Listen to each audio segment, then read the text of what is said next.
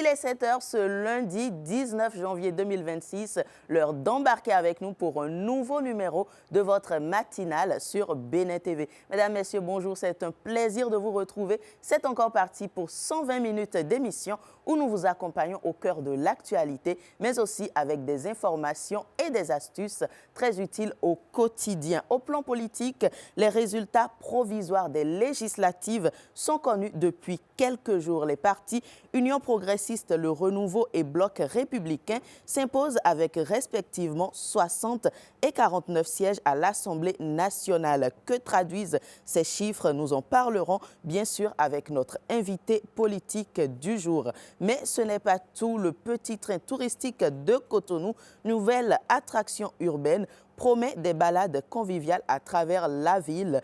Comment aller à sa découverte? C'est tout à l'heure avec Patrick Djossou qui reçoit pour nous l'initiatrice du projet. Et parce que le Bénin est en mouvement, nous reviendrons également sur les Vaudondaises qui deviennent un véritable hub pour l'essor de notre destination touristique. L'événement attire un nombre croissant de visiteurs et beaucoup de ressortissants béninois, également un atout pour notre rayonnement culturel et politique. Tout ceci est à découvrir tout au long de cette émission. Mais avant, nous allons faire un tour de l'actualité. C'est avec Victorine Bondé.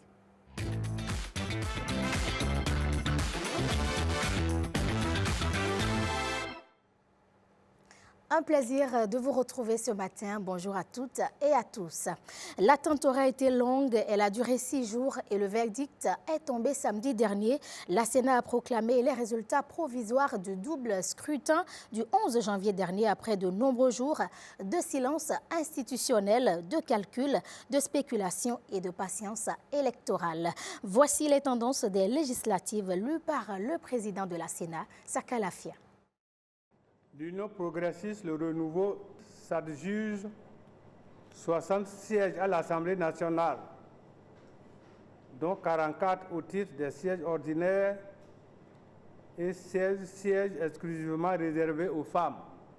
Le parti Bloc républicain BR, crédité de 36,64% des voix au plan national, obtient 49 sièges, 41 sièges ordinaires et 8 sièges exclusivement réservés aux femmes, conformément aux dispositions du Code électoral. Article 6. Conformément à la liste des candidats à l'élection législative du 11 janvier 2026, publiée par la Sénat, la liste des élus par circonscription électorale figure dans le document joint en annexe. Article 7. Enfin, la présente décision portant résultat provisoire de l'élection législative du 11 janvier 2026, cela transmise à la Cour constitutionnelle, publiée et communiquée partout où besoin sera. Ces législatives dessinent donc une nouvelle configuration parlementaire pour la 10e législature. Les regards sont à présent tournés vers la Cour constitutionnelle pour la confirmation ou non de ces grandes tendances de la Sénat. À quoi s'en tenir lorsque les résultats sortis des urnes soulèvent des contentieux électoraux? Nous avons posé la question à l'expert et consultant en gouvernance démocratique Gilles Badé. Il nous donne des éclairages au micro de Renaud Akakpo et Castel Mento. On peut dire que le contentieux électoral, c'est l'ensemble des règles qui conditionnent la démarche à suivre. Le juge a saisi les méthodes de travail de ce juge et les résultats finaux que ce juge donne sur la base de la contestation qui lui a été soumise. Toutes les étapes du scrutin peuvent faire l'objet de contestation. Si vous prenez le code électoral, il est dit en détail ce qu'il faut faire. Après la proclamation des résultats par la Cour constitutionnelle, tous les candidats, les électeurs de la circonscription ont un délai de 10 jours pour saisir la Cour constitutionnelle. C'est un délai calendaire, il n'y a pas de week-end, etc. La Cour constitutionnelle va se réunir et statuer sur ce que vous avez réclamé. Et en ce moment, ça peut déboucher sur des résultats variés. Le juge peut dire non, c'est une fausse alerte. Le juge peut dire oui, il y a irrégularité, mais elle n'est pas grave pour qu'on annule le scrutin. Ou le juge peut dire ah oui, vous avez bien fait de nous saisir parce que nous avons constaté un nombre important d'irrégularités qui justifient l'annulation. La Cour constitutionnelle a des pouvoirs, pour ne pas aller jusqu'à l'annulation, elle a ce qu'on appelle les pouvoirs de redressement, de réajustement. Si elle considère que ces travaux de redressement et de réajustement sont suffisants pour valider l'élection, elle valide l'élection et elle proclame les résultats. En matière d'élection législative, c'est une seule proclamation. On donne la liste des députés élus, mais la Cour constitutionnelle peut invalider tel ou tel élu et remplacé par telle ou telle personne. Elle ne fait pas une deuxième proclamation. Cela veut dire qu'en réalité, au niveau de l'Assemblée nationale, les députés peuvent être invalidés à tout moment. Lorsque, après cette période de 10 jours, les députés sont installés et travaillent normalement, si par hasard, on découvre une irrégularité liée à leur éligibilité que personne n'avait vue au moment où les contestations se faisaient et qu'on soulève cela, les députés peuvent être déchus. Donc il y a la déchéance qui plane sur la tête des députés pendant toute la durée de leur mandat. On parle culture, à présent, les Vodou-Days, on en parle toujours, pas à Ouida, mais plutôt au sommet des 41 collines de la cité des Omondjagou. La ville de Dassa, Zoumé, a vibré au rythme du Vodou Sakpata. Cette année, les festivités de ce Vodou liées à la terre et à la guérison se sont refermées par de grandes cérémonies que nous résume ici le chef suprême des religions endogènes du Bénin au micro de Pierrette Adan Yossi. Et depuis toujours, lorsque nous fêtons officiellement ailleurs, on revient ici tous les 16 janvier pour fêter le 10 janvier. Ceci en souvenir de la date du 16 janvier 2001 où nous avons la communauté nationale du culte vaudou du Bénin, CNCBB, on a ouvert ce site au public. Ce lieu s'appelle Fou Aragba. C'est le siège unique au monde de Orishakpata, dit Vaudou Sakpata. Lorsque vous avez une affection et que vous arrivez ici, vous restez là, vous recevez ces vibrations et vous repartez guéri. C'est pourquoi on appelle Fou Aragba. Prends avec ton corps. Il y a un lit là. Lorsque vous avez une affection, vous allez vous étendre sur le lit. C'est encore valable aujourd'hui. Les offrandes qu'on a eues aujourd'hui provenaient des gens qui ont eu la guérison.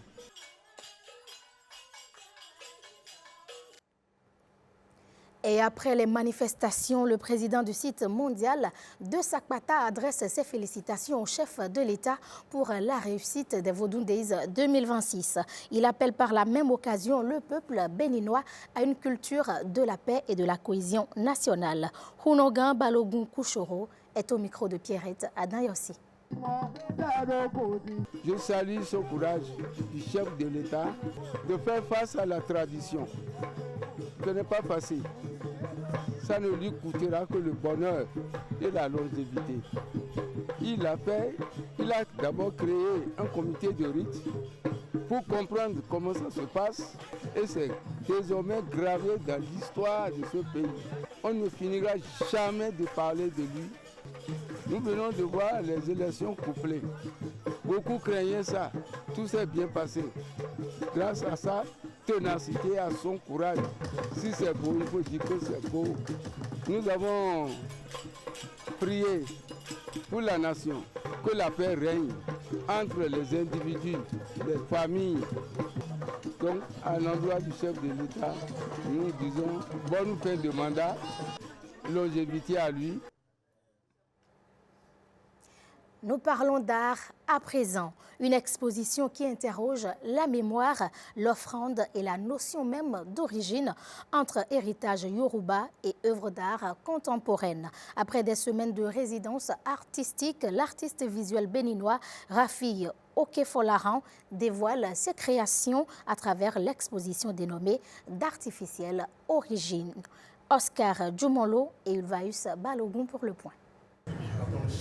C'est à une traversée sensible entre mémoire, racines et identité que Rafi Okefolaran invite le public lors de cette exposition.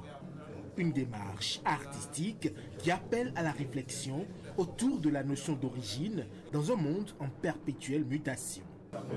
Ici, chaque œuvre agit comme une offrande symbolique. Le projet interroge l'origine comme une construction complexe, mouvante et parfois artificielle. D'artificielles origines, c'est des questions que les réponses doivent être trouvées par chacun d'entre nous. Est-ce que nos origines sont liées à la terre? Est-ce que nos origines sont liées seulement au père ou avec la mère? De toutes ces questions que nous rajoutons aussi notre propre conviction.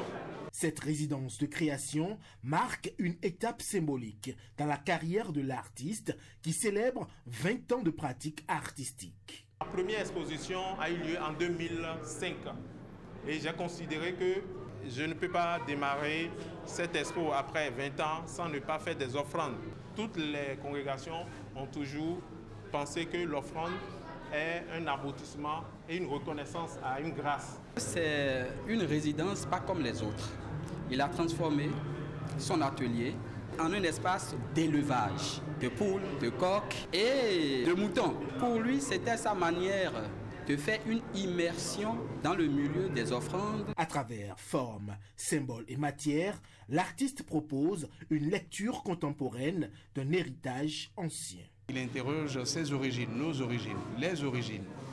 Et c'est un sujet éminemment important parce qu'à travers toute la politique publique qui est mise en œuvre par le gouvernement, nous montrons au monde et nous montrons aux Béninois comment il est important de revenir à ses origines. Ces œuvres convoquent la mémoire collective, questionnent les racines et invitent le spectateur à reconsidérer sa propre relation à l'origine. Cette exposition me parle, j'ai un regard qui m'amène à réfléchir, mais également un regard esthétique aujourd'hui, encore beaucoup plus sur ma culture. C'est en quelque sorte un appel à reconnexion pour nous jeunes et pour tous ceux qui vont visiter cette expo. Au-delà d'une exposition classique, d'artificielle origine est une offrande, un geste de transmission qui crée un dialogue entre passé et présent.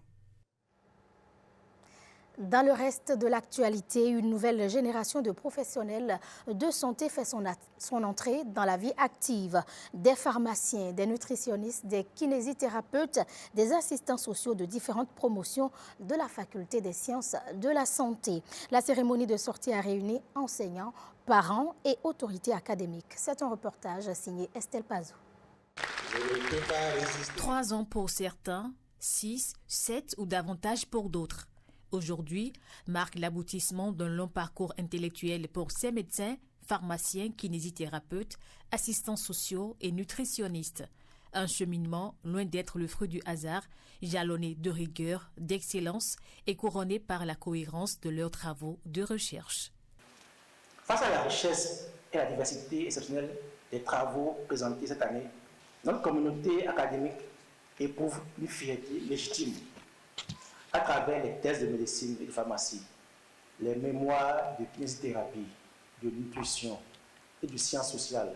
Ce sont les problématiques et les enjeux majeurs de santé publique qui ont été explorés avec rigueur et pertinence. Je promets et je jure d'être fidèle. Vient ensuite l'instant solennel de la consécration, la récitation du serment d'Hippocrate. Un acte symbolique par lequel ces nouveaux professionnels s'engagent à soigner avec conscience et humanité, à préserver le secret médical et à agir avec honnêteté et responsabilité. Chers maîtres, chers enseignants, chers aînés, vous avez non seulement transmis votre savoir, mais aussi votre manière d'être. Vous nous avez appris à écouter le son d'un stéthoscope, mais aussi la voix d'un patient, à poser un diagnostic, mais aussi une main sur une épaule. Nous sommes la continuité de votre exigence. Vous avez transmis bien plus que des connaissances. Vous nous avez inculqué une discipline de pensée. Chacun, à sa manière, a donné le meilleur de lui-même pour faire de nous des pharmaciens accomplis, des pharmaciens au service de la population. Enseignants, parrains et parents saluent la persévérance de ces nouveaux diplômés tout en leur rappelant les valeurs essentielles qui doivent guider leur pratique professionnelle.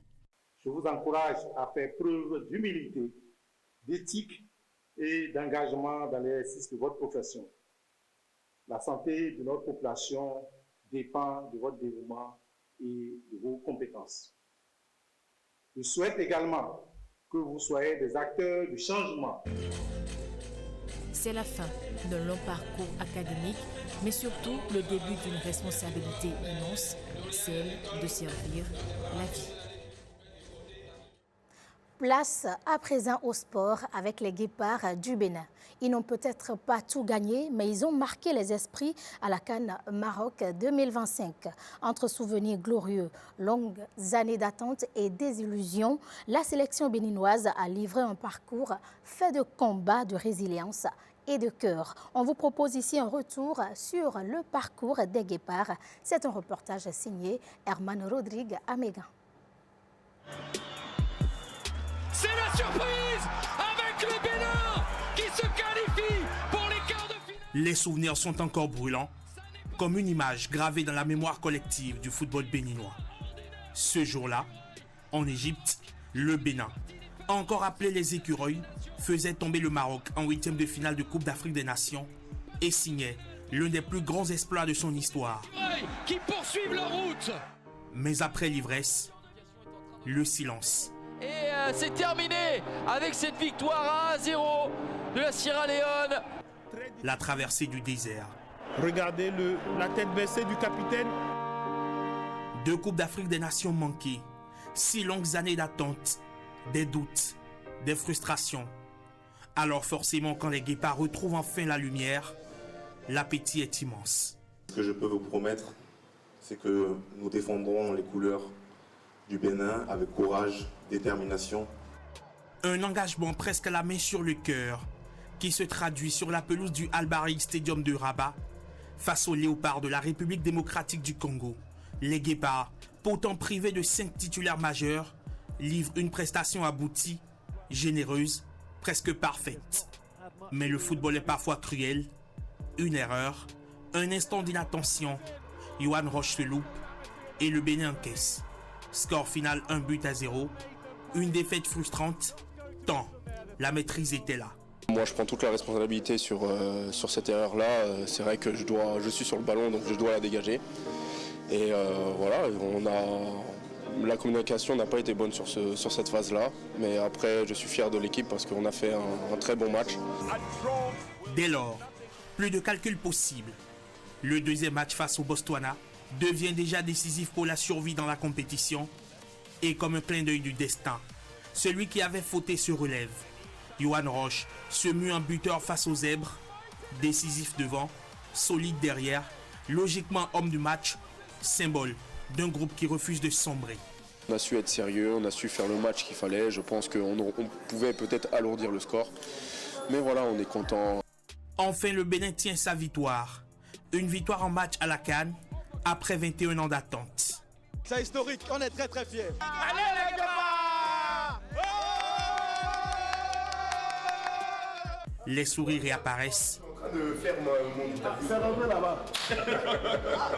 Les médias internationaux frappent à la porte. L'ambiance redevient fraternelle. Grâce à ce succès, le Bénin est assuré de terminer au minimum parmi les meilleurs troisièmes. Le dernier match de poule face au Sénégal devient presque anecdotique. Défaite 3-0, mais un match perdu encore sur des détails. On a bien résisté jusqu'à la mi-temps et on a concédé un but juste avant la mi-temps qui nous a fait mal. Et après, on a couru derrière le score, donc forcément, on a laissé un peu plus d'espace. Mais pas le temps de s'apitoyer. La CAN ne pardonne pas l'hésitation. En 8e de finale, un nouveau géant se dresse. L'Égypte, cette fois championne d'Afrique, encore un monument du foot continental. Face au pharaon, les Guépards livrent tout ce qu'ils ont, de la discipline, de la générosité et surtout beaucoup de cœur. Ils regardent l'Égypte droit dans les yeux jusqu'aux prolongations. Mais une fois encore, l'histoire se montre impitoyable. Les Guépards tombent, les armes à la main, 3-1. On a tout donné ce soir, mais ça n'a pas suffi. Je crois qu'on a manqué un peu de concentration. On a fourni beaucoup d'efforts. Sur ces derniers matchs, on n'avait pas beaucoup aussi tourné l'effectif, mais ce n'est pas une excuse. C'est des détails qui jouent là, et puis voilà. Il y a des petits détails encore améliorés, manque de maturité, mais ils sont sur la bonne voie.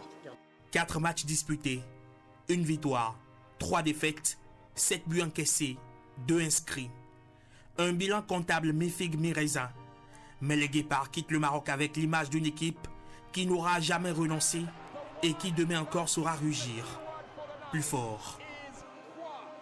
Ce bulletin d'information se referme ici. Merci à vous de l'avoir suivi. Excellente journée de lundi à toutes et à tous. Excellente journée à vous également, Victorine Bondé. On se retrouve demain, toujours avec le même plaisir. Place à présent à la première rubrique de cette émission, Invité politique. C'est juste après ceci.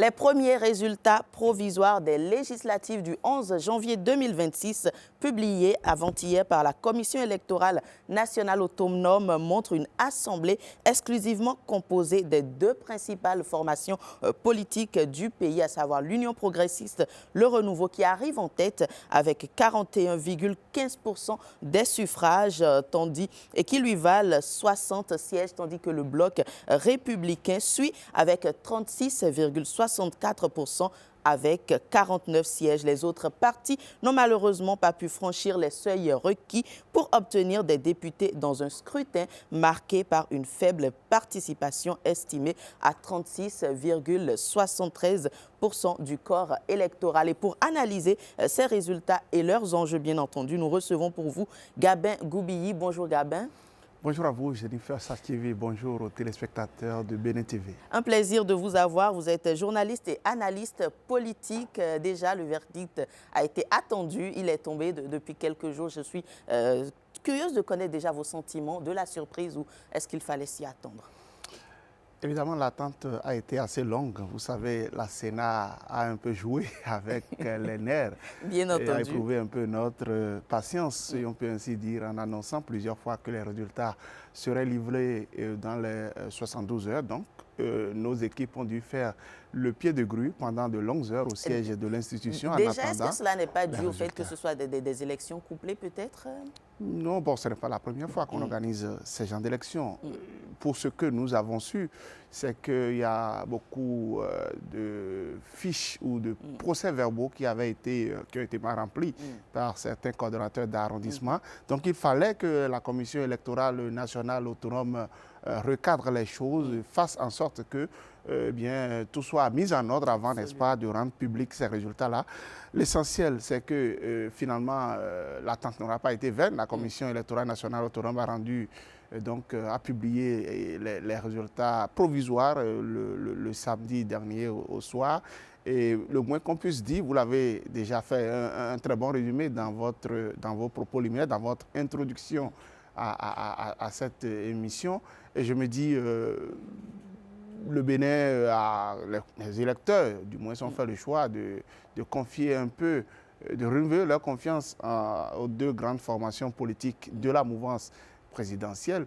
Bien entendu que dans le lot, vous avez vu qu'il y a beaucoup d'anciens députés LD qui ont rejoint la barque. Aujourd'hui, quoi qu'on dise, il y a une sorte de composition plurielle parce que l'arrivée des 6 députés qui étaient précédemment du Parti Les Démocrates au sein de la grande famille de la mouvance présidentielle va induire une certaine pluralité d'opinions. Et nous allons espérer que les 2 grandes formations politiques, au niveau du débat parlementaire, vont travailler à inclure, n'est-ce pas, les desiderata et les propositions de ces transfuges entre griffes, même si les politiciens n'aiment pas trop ce thème, pour permettre, n'est-ce pas, que leurs propositions soient prises en compte, pour qu'ils se retrouvent satisfaits de ce qu'ils n'ont pas pu obtenir au sein de leur formation politique, de leur ancienne formation politique, qui est le parti Les Démocrates. D'accord. Lorsque je suis un peu votre logique, il y aura quand même une sorte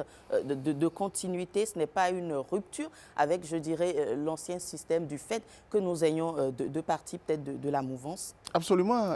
Il ne vous aura pas échappé que la législature qui est en train d'aller à son terme, la 9e législature, a été une législature majoritairement composée de députés des partis Union progressiste, le Renouveau et du Bloc républicain. Et les résultats provisoires issus du scrutin dont on attend, n'est-ce pas, la confirmation au niveau de la Cour constitutionnelle qui a annoncé la publication des résultats pour tout à l'heure à 13h à son siège, vont permettre de conclure que le Bénin, les électeurs ont décidé de renouveler leur confiance en ces deux grandes formations politiques qui s'imposent comme des formations politiques ayant véritablement un ancrage au plan national. Parce que c'était l'enjeu justement de ces élections-là. Il fallait relever le défi d'avoir 20% au plan national, mais également au niveau des circonscriptions électorales. Ce n'était pas un pari gagné d'avance. Eh bien, l'avertissement a été donné à plusieurs reprises et beaucoup de formations politiques ont dû prendre la mesure de l'enjeu, de la situation pour aller vers les accords de coalition parlementaire, ce que d'aucuns appellent des accords de gouvernance. Et ce qui a permis d'alléger un peu la charge. C'est vrai que la seule formation politique qui a opposé pratiquement une fin de non-recevoir à ces appels à formaliser un accord de coalition parlementaire, le parti Les Démocrates s'entend, fera certainement le point, n'est-ce pas, de cette décision-là, parce qu'aujourd'hui, malheureusement, le parti a échoué à avoir les 20% requis pour concourir ou prétendre à l'attribution des sièges.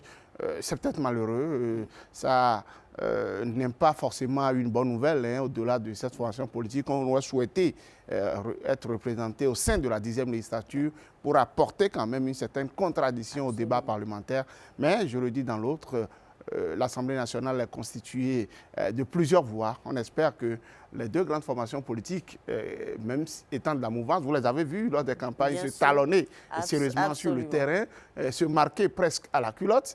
Et ce n'est pas exclu que même après l'annonce des résultats définitifs tout à l'heure par la Cour constitutionnelle, il y a des recours au niveau de ces instances-là pour contester peut-être le déroulement du scrutin ou des voix qui auraient été attribuées à telle autre formation politique. Et justement, nous allons y revenir tout à l'heure, mais on évoquait, justement, vous l'évoquiez, la question des démocrates qui malheureusement ont été, je dirais, un peu absents, qui n'ont pas obtenu des issues favorables.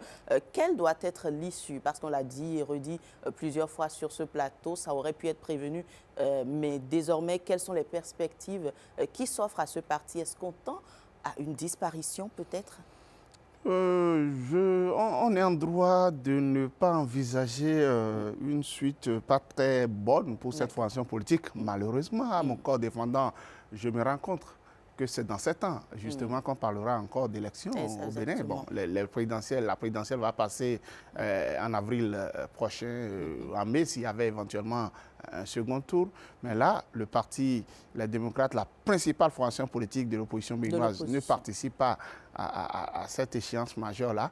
Et avec la dernière révision intervenue au niveau de la Constitution, il va falloir attendre encore jusqu'en 2033 pour que, il y ait de nouvelles élections générales.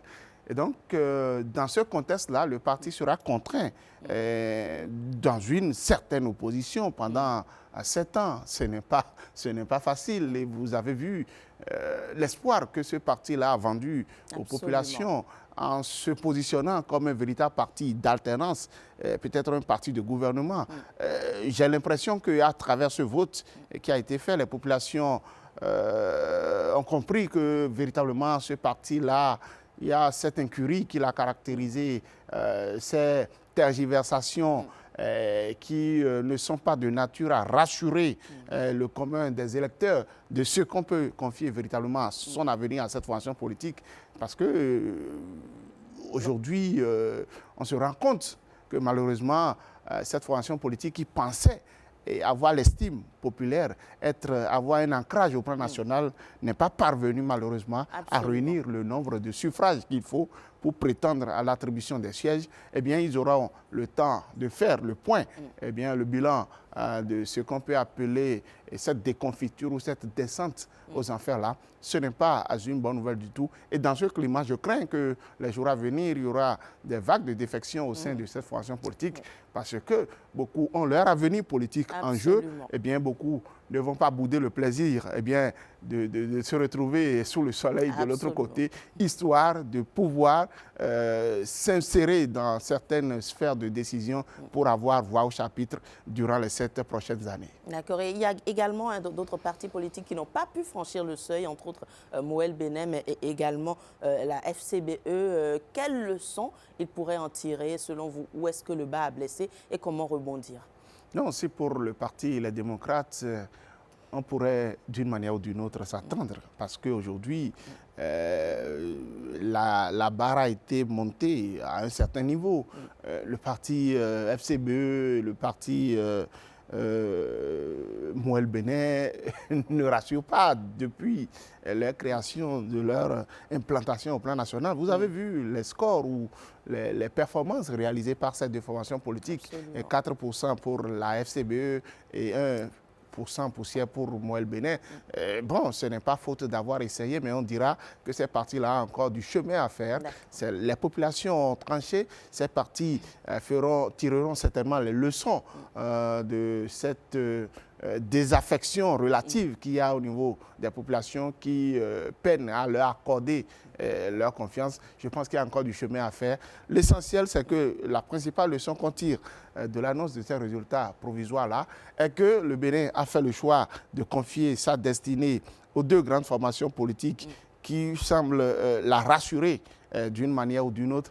Et moi, j'envisage que pour les prochains jours, les prochains mois, les prochaines années, qu'il y ait quand même une consolidation de ces deux blocs-là pour accompagner le gouvernement qui viendra peut-être après Patrice Talon. Donc du coup, les partis doivent tirer cette leçon de cette réalité aujourd'hui qui se pose à eux, malgré, n'est-ce pas, leur détermination à pouvoir avoir voix au chapitre, leur détermination à lever des sièges pour pouvoir bien participer aux décisions qui seront prises au profit du pays. Donc Moël Benem, FCBE, comme les démocrates, devront forcément prendre des décisions empreintes d'une certaine sagesse dans les jours à venir pour permettre à leurs militants de commencer à croire encore en leur potentialité, en leur possibilité, n'est-ce pas, de changer le cours des choses et de postuler comme des alternatives crédibles au profit des populations. D'accord, on revient à présent aux deux formations politiques qui ont su tirer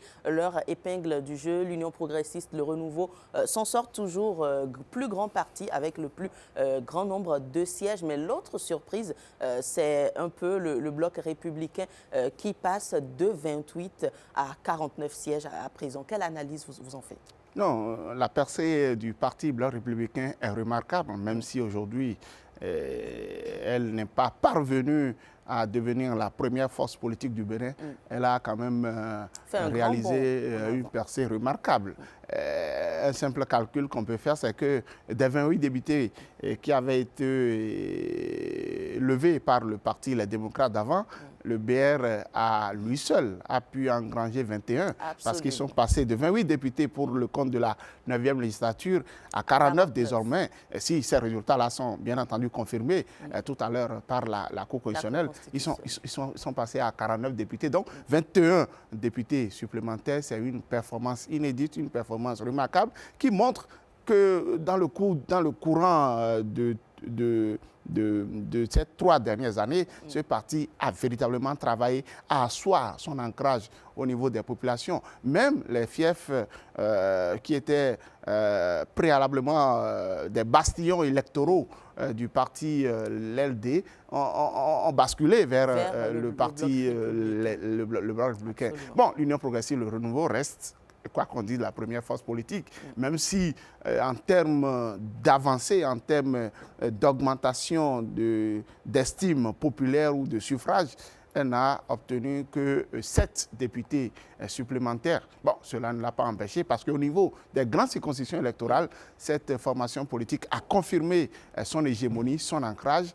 Et aujourd'hui, le peuple béninois doit faire le point de ce que les deux formations politiques qui véritablement méritent de conduire sa destinée pour les 7 prochaines années sont l'Union progressive, le Renouveau et le Bloc républicain. Et c'est une responsabilité historique pour ces deux formations politiques-là également d'écouter les désidératas de nos populations parce que durant la campagne, ils ont dû entendre beaucoup de choses, beaucoup de suggestions ou de besoins de nos populations. Je pense qu'il faut travailler à les satisfaire.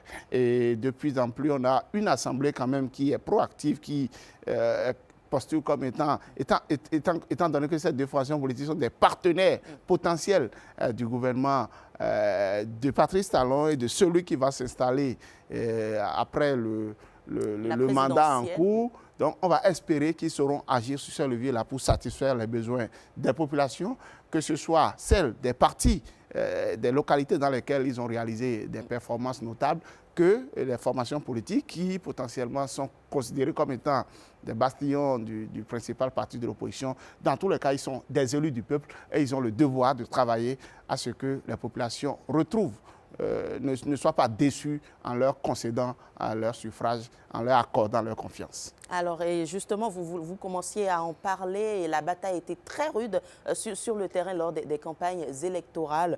Qu'on le veuille ou pas, l'Union progressiste, le Renouveau arrive en tête avec un plus grand nombre de sièges. Si éventuellement, justement, ces quelques affrontements ou ces frictions perduraient au Parlement, est-ce que vous pensez que le Parti Bloc républicain a les armes pour s'imposer face à ce grand parti qui est en face? C'est bien possible. Vous savez, en politique, rien n'est impossible. Tous les schémas sont envisageables. Et si ce parti, le Parti Les Démocrates, continue de travailler, d'asseoir un peu son ancrage progressivement au sein des populations, il y a bien de quoi que cette formation politique-là renverse la tendance actuelle et devienne la première force politique. Le Bloc républicain devienne la première force politique du Bénin. Cela n'est pas exclu. Et je pense que ces élections ont montré clairement que ce parti-là a gagné en estime auprès des populations, certainement qu'il a dû tirer leçon de sa performance de 2023 qui a été jugée comme étant une piètre performance. Aujourd'hui, le Parti Les Démocrates, c'est vrai qu'il pensait avoir une certaine légitimité populaire,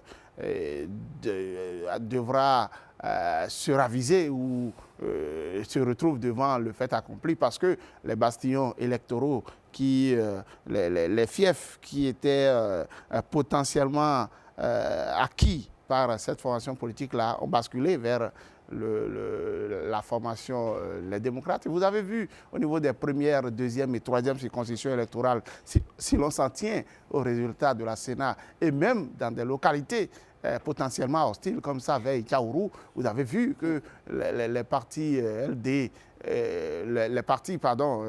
Union progressive, le Renouveau et Bloc républicain ont réalisé des performances assez notables. C'est la preuve c'est peut-être la preuve d'une certaine maturité de nos populations aussi et du fait qu'il y a eu des tergiversations au niveau de la principale formation politique de l'opposition.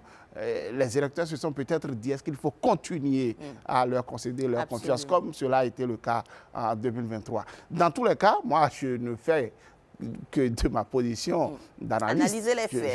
Je ne fais que faire le point à mon niveau. Le parti saura tirer leçon de ce que d'aucuns considèrent comme une déconfiture ou un échec cuisant. En tout cas, on verra bien ce qui adviendra dans les jours à venir. D'accord. Alors, au sein de l'opinion également, certains évoquent un Parlement monocouleur. Est-ce que vous pensez qu'en l'état actuel, les deux formations qui ont réussi à tirer leur épingle du jeu pourront vraiment mener le débat, si possible, je dirais, s'affronter tout en douceur pour vraiment jouer leur rôle de contrôle et de représentation du peuple?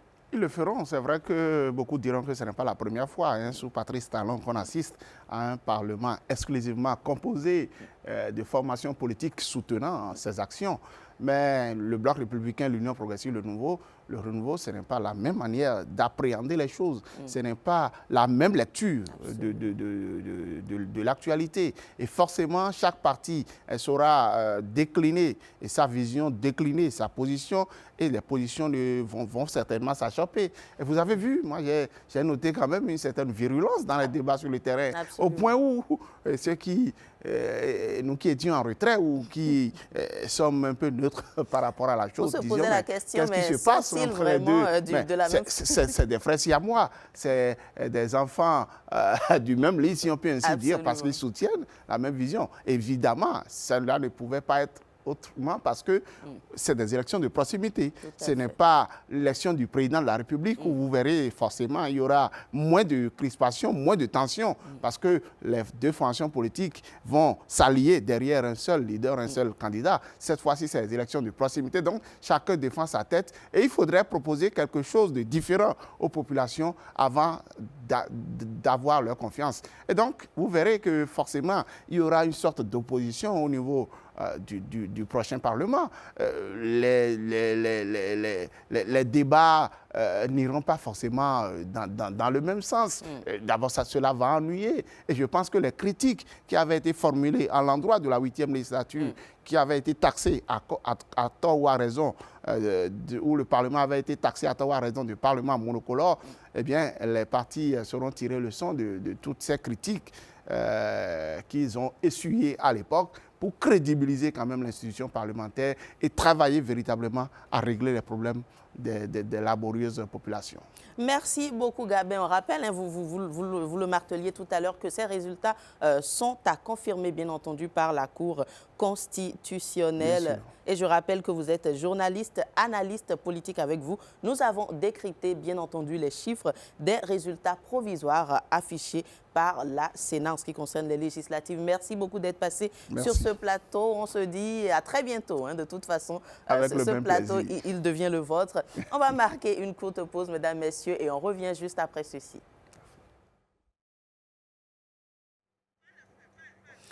En attendant, donc, nous savons qu'il y a Patrick Djossou qui est en coulisses et qui s'apprête, je le disais, il a une grande nouvelle pour nous, le train au Bénin. De quoi s'agit-il concrètement? Ce qui est su, c'est un projet, une initiative qui va apporter beaucoup au rayonnement de la culture, bien entendu en ce qui concerne le tourisme, mais pourquoi pas également l'économie. Il reçoit pour nous l'initiatrice et nous allons mieux en savoir sur le projet du train à Cotonou, en attendant que Patrick et son invité s'installent et bien entendu que la régie soit prête pour annoncer ceci. On vous reçoit? Vous venez? Bon, on va y aller. Patrick Djossou. Oui. Bonjour Jennifer. Bonjour Patrick. Je dirais Génie Acier, comme j'ai l'habitude de comme le d'habitude. Oui. Alors, c'est un train? C'est un petit train. D'accord, mais avant, on va essayer de voir le jingle tout de suite et on installe événement à la une.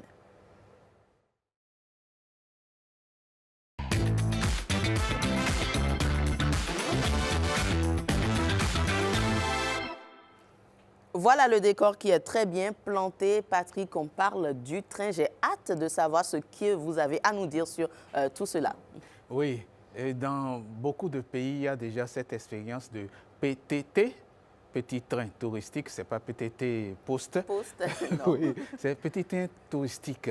Et au Bénin, on a cette expérience qui est en train de s'installer. Mais avant d'aller à l'expérience, je voudrais qu'on fasse un petit tour pour parler de celle qui a installé cette expérience, mais pas d'elle directement, mais de son agence. Ce n'est pas de la publicité, mais c'est une agence qui s'est installée ici dans une ambiance, je dirais, de collégialité, une ambiance de retour aux sources.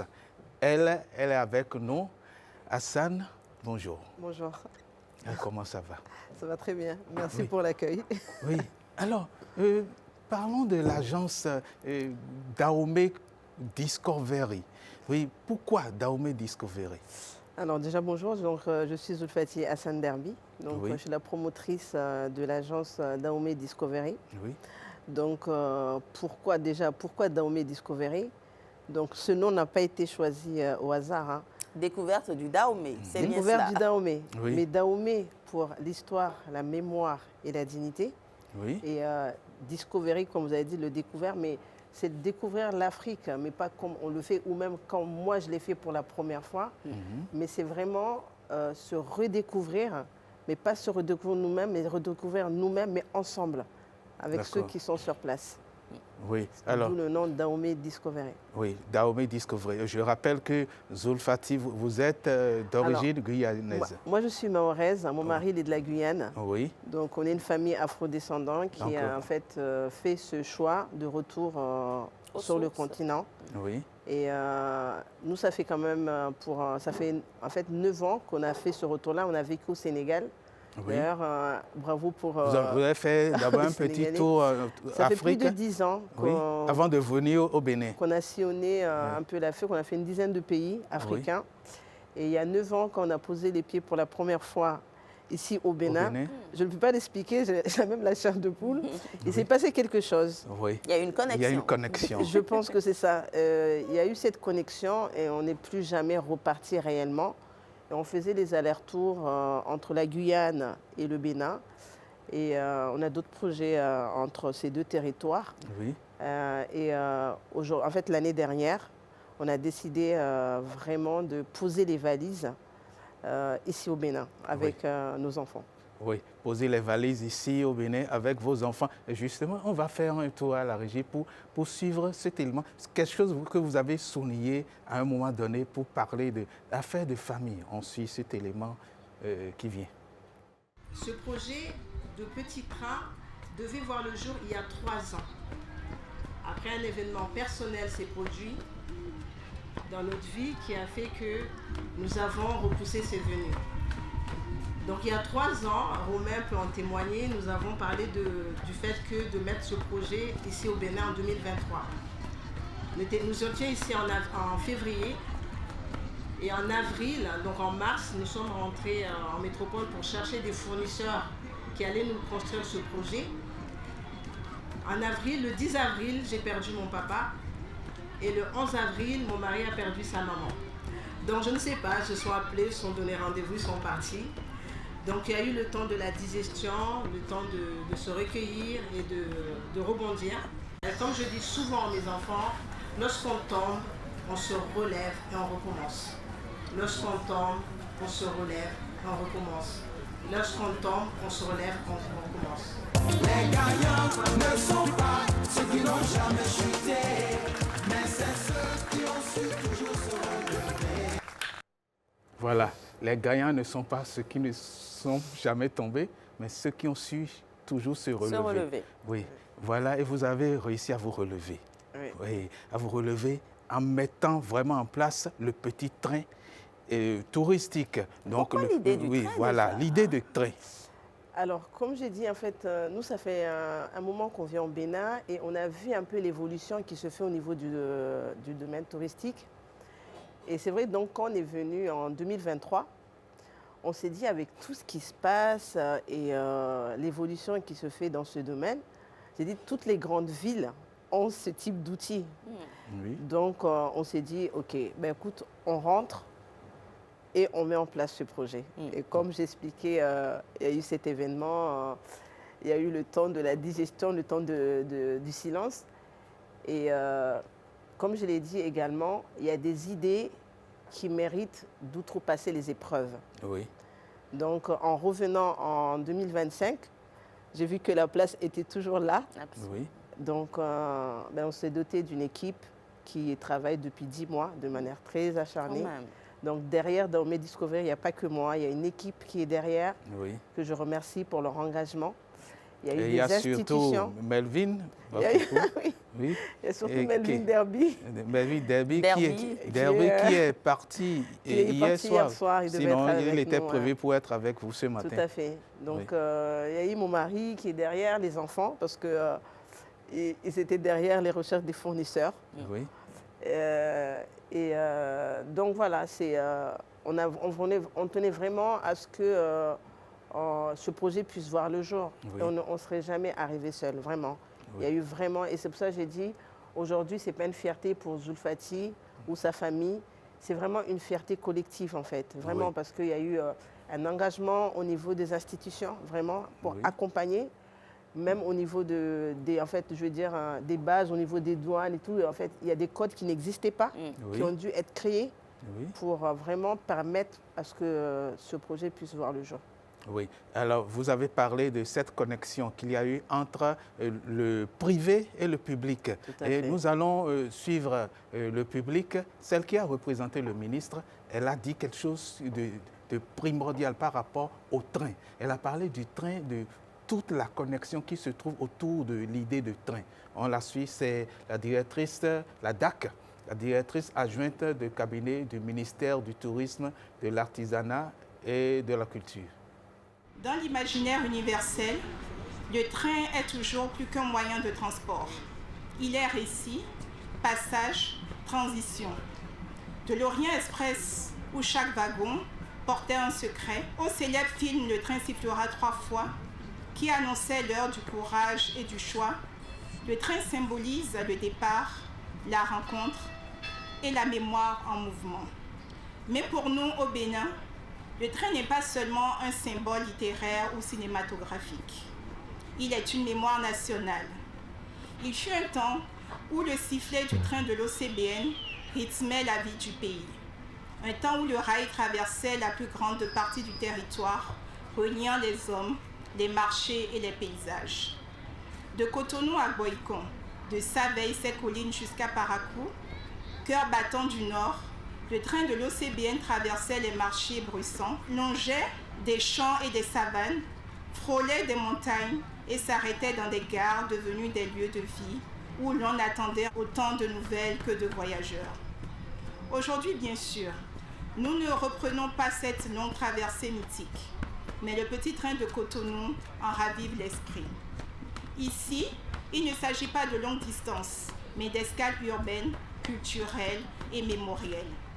Des arrêts choisis pour raconter la ville, révéler ses strates, ses rythmes, ses visages. Le train sifflera, non pour annoncer un drame, mais pour signaler un départ plein de promesses, celui d'un tourisme béninois, résolument tourné vers l'avenir, solidement installé sur de bons rails. Alors, bon voyage à travers Cotonou.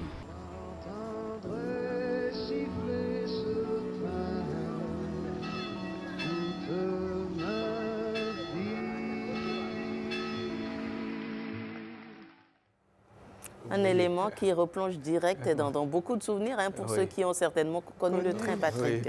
Oui, beaucoup de souvenirs. L'Orient Express, elle a raconté toute cette histoire. Le train, le film qui parle de train, et puis j'entendrai siffler ce train toute ma vie. Oui. Alors, s'il faut parler, ça, on a déjà parlé de cette connexion entre le privé et le public. Le public s'est investi. Mais le public qui va s'investir davantage, c'est ce public, les touristes. Qui sont les touristes qui viendront? Est-ce que c'est le tourisme externe ou le tourisme interne? Comment ça va se passer, le trajet? Beaucoup ne maîtrisent pas Cotonou ni les alentours, je suis sûre. Alors, l'idée vraiment de l'agence en elle-même, c'est, en fait, on propose, c'est un des projets de l'agence. Ça, il faut le savoir. Donc, aujourd'hui, parce que, en fait, en travaillant avec même mes propres équipes, je me rends compte que même eux, ils ne connaissent pas le Bénin. Ah oui. C'est une réalité. Parce que des fois, on fait des excursions entre équipes. Et même pour Abomey, quand on a été, je me rendais compte qu'en fait, c'était la première fois que des personnels avec qui je collabore, ils mettaient les pieds à Abomey. Donc, c'est vraiment, en fait, là, on est en train de travailler dans ce sens. Avant même, notre cible, et par exemple, nous, notre cible, c'est vraiment les dom-toms, parce que c'est là où on vient. Bien sûr. Mais on se dit qu'il faudrait qu'on fasse des offres pour les personnes qui sont sur place. Parce que même pour les sorties le week-end, pour aller même en famille, oui, en famille, tout simplement. Famille, oui. Des fois, c'est quand le week-end dernier, on a été à Comé, dans une ferme. Oui. Ça a été une déconnexion totale. Pour nous, en fait, on l'a fait en équipe et c'est un petit lieu. Et même quand on a mis quelques images, les gens nous demandaient mais c'est où? Mais c'était juste à Comé. Oui, absolument. Juste à Comé. Donc, c'est vraiment aujourd'hui, notre public, c'est aussi les touristes qui viennent, mais aussi nous qui sommes ici sur place. D'accord. Et l'idée, c'est interne, le tourisme local. Bien sûr. Oui. Parce que l'idée, c'est que tout le monde puisse monter au moins une fois dans ce petit train. Oui. Nous avons hâte d'y faire un tour, en tout cas. Ceux qui n'ont jamais connu le train, ceux qui ne sont jamais entrés dans un train. C'est le moment. C'est le moment. Maintenant, la facilité, c'est que c'est un train pas sur rail, mais sur roue. Parce que beaucoup nous posaient la question, mais il va rouler sur les rails, mais c'est sur quel rail? C'est vrai, ça portait vraiment à l'interrogation. Non, c'est sur roue. On passe sur les rails. Et comme on dit, le Bénin a connu ces trains. C'est un clin d'œil aussi au passé. Oui. Un clin d'œil au passé. Oui. Alors, le trajet, enfin, est-ce qu'il y a des heures de passage? Est-ce qu'il y a un lieu où les gens viennent pour pouvoir embarquer ou bien à n'importe quel lieu de Cotonou on peut embarquer? Alors, les lieux de départ et arrivée se fait au niveau de la plage de l'Amazon. Ah, bon. Et donc, en fait, il y a l'esplanade de l'Amazon sert de lieu de départ et d'arrivée. D'accord, ça c'est entendu. Donc, après, au niveau des horaires, aujourd'hui, comme on dit, hein, on démarre. Oui. On a fixé des heures. Après, on va s'adapter par rapport à la demande, tout naturellement. Okay. Oui. Donc aujourd'hui, nous démarrons en fait chaque heure, de 9h à 13h. Il y a une pause d'une heure et on reprend de 15h à 19h. D'accord, chaque heure. Oui. Ça fait 9h, c'est-à-dire 9h, il y a un départ. 12h, 13h. Voilà. Oui. Et puis on reprend à 15h. Et le circuit dure en moyenne 45 minutes à 1 heure. Okay. Donc on part de l'esplanade de l'Amazon. Et on longe le mur du patrimoine et on va jusqu'au premier rond-point de Fidj-Rossé pour faire demi-tour à ce niveau-là, pour revenir, passer vers le Sofitel et puis revenir à l'Amazon. Mais en moyenne, c'est parce que bon, l'idée c'est de se promener et de regarder un peu le paysage.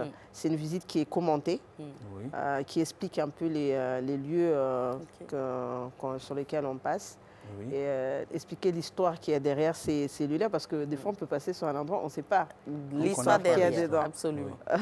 Place des martyrs qui a été rebaptisée Place des Souvenirs. Pourquoi? Donc, le monument dévoué qui est là, expliquer un peu son histoire.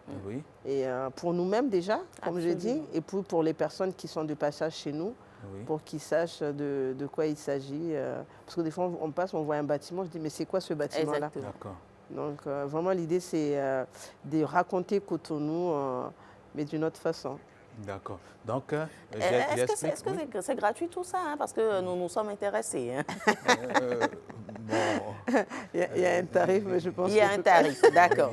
Il y a un tarif, nous l'avons compris. Oui. Mais alors, je voudrais repréciser que le train est constitué, comme tout train, d'une locomotive et de wagons. Et il y a un wagon. Donc, on a une capacité quand même de 40 personnes. Oui. Parce que chaque wagon prend 20 personnes, 4 personnes par rangée. Et il y a un système de sécurité, il y a des ceintures. Oui. Et il y a un système même pour, vous pouvez le voir, de bâches en cas de pluie. Qui peuvent être descendus pour que les personnes puissent quand même faire leur circuit. Donc, on peut descendre les bâches et empêcher que la pluie puisse déranger. Exactement. Oui, et à l'intérieur, il y a des ceintures de sécurité. Et le guide est dans la cabine? Le guide est dans la cabine avec le chauffeur, il peut parler, mais on a la possibilité d'interpeller quand même, parce qu'il y a des points d'alerte qu'on peut appuyer pour interpeller le chauffeur, les personnes qui sont dans la cabine. D'accord. Et le guide explique comment ça se passe toute l'histoire derrière et également voilà, tout ce qu'il faut savoir sur les lieux qu'on visite. Sur les lieux qu'on visite, tout à fait. Oui. Et il est prévu que il y aura une extension, ce n'est pas seulement petit train à Cotonou. Tout à fait. Je voudrais glisser vers un secret. Mais bon. Non, ce n'est pas un secret. Bon. Donc, effectivement, il y a un frère ou un cousin qui arrive, qui est prévu sur Ouida. Ah oui. Parce que l'idée, c'est de faire le trajet de la porte du non-retour en petit train. Oui. Parce que, je veux dire, nos autorités ont travaillé, donc il faut que nous, on puisse...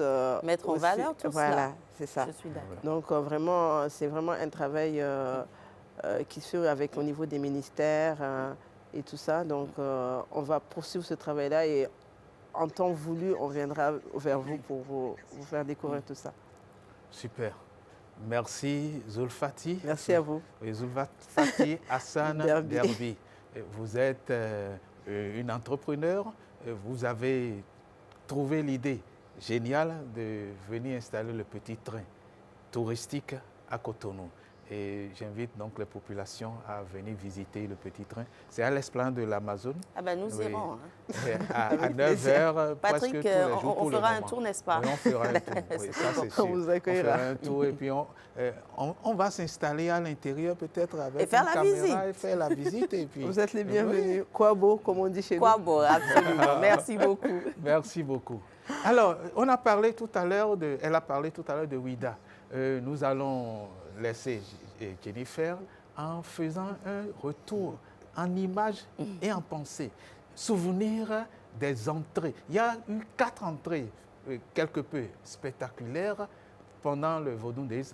Lors du concert, précisément. Le premier concert, il y a eu 4 entrées. On va parler de 16 entrées avant de revenir encore sur certains artistes qui sont des artistes internationaux qui ont émerveillé. On ne va pas oublier de parler de Davido, on ne va pas oublier de parler de Mewe, on ne va pas oublier de parler de Angélique Kidjo. Mais ça, c'est pour les jours à venir. Nous avons hâte. Oui, pour le moment. On déguste ce que vous nous avez concocté. Oui, et on vous dit merci. Bonne journée à vous. C'est moi qui vous remercie, Patrick. On se retrouve demain toujours avec le même plaisir sur ce plateau, mais en coulisses, on est ensemble comme d'habitude.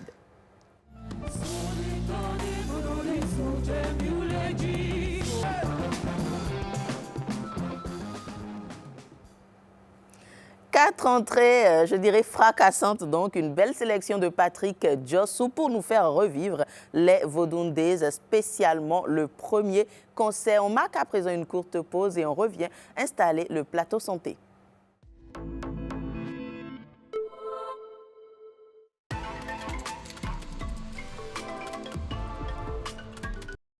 Petite pause donc, mais bonjour le Bénin se poursuit. Place à présent à la rubrique santé juste après ceci.